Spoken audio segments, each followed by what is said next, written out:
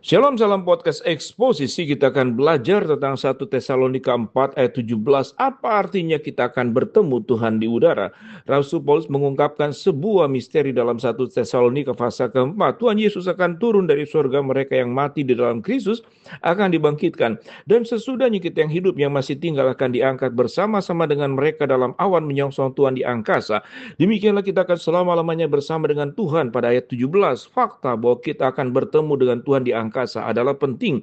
Kata Yunani yang diterjemahkan diangkat dalam 1 Tesalonika 4:17 adalah harpazo, yang dalam Vulgata Latin diterjemahkan oleh Jerome sebagai rapiemer. Dari mana istilah pengangkatan berasal? Atau pengangkatan adalah istilah Alkitabiah yang untuk peristiwa ketika Allah mengambil semua orang percaya yang hidup dan yang mati dari dunia ini untuk bertemu Tuhan di angkasa.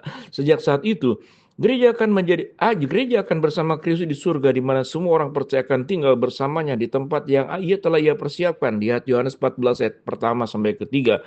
Sementara gereja berada di surga, akan ada masa kesukaran selama 7 tahun di bumi saat Yesus membuka gulungan kitab penghakiman Allah dan malapetaka besar menimpa orang-orang yang tidak benar di bumi. Fakta bahwa kita akan bertemu Tuhan di udara sebelum masa kesukaran itu terjadi merupakan penghiburan yang luar biasa, dan tentu saja lebih dari itu karena pengangkatan dapat terjadi kapan saja. Doktrin pengangkatan menekankan pada menjalani hidup dalam pengharapan yang kudus dan tekun akan kedatangan Tuhan kembali. Setiap saat gereja akan berada di hadirat Allah, dan itu seharusnya memotivasi orang percaya untuk menjalani hidup yang kudus dan murni. Kita tidak tahu berapa banyak waktu yang tersisa sebelum kita dipanggil untuk bertemu dengan Tuhan di udara.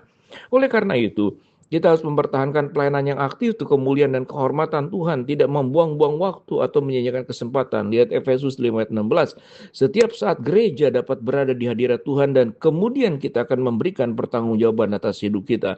Pengangkatan berbeda dengan kedatangan Kristus yang kedua. Dalam pengangkatan, Yesus datang di awan-awan untuk orang-orang kudusnya, dan kita akan bertemu dengannya di udara. Pada kedatangan kedua, Yesus datang bersama orang-orang kudusnya, dan dia akan sampai ke pemukiman, ke permukaan bumi. Lihat Sakaria pasal 14 ayat yang keempat. Pengangkatan penyelamatan orang-orang kudus, kedatangan kedua, memuncak pada kehancuran orang-orang jahat. Lihat Wahyu 19. Pengangkatan sudah dekat, dapat terjadi kapan saja, tetapi kedatangan kedua didahului oleh tanda-tanda yang spesifik dan dapat diidentifikasi. Lihat Matius 24. Doktrin pengangkatan adalah doktrin yang menyemangati dan memberi semangat. Hiburlah seorang akan yang lain dengan perkataan-perkataan ini. 1 Tesalonika 4:18, Paulus menulis tentang pengangkatan supaya kita jangan berduka cita seperti orang-orang yang tidak punya pengharapan.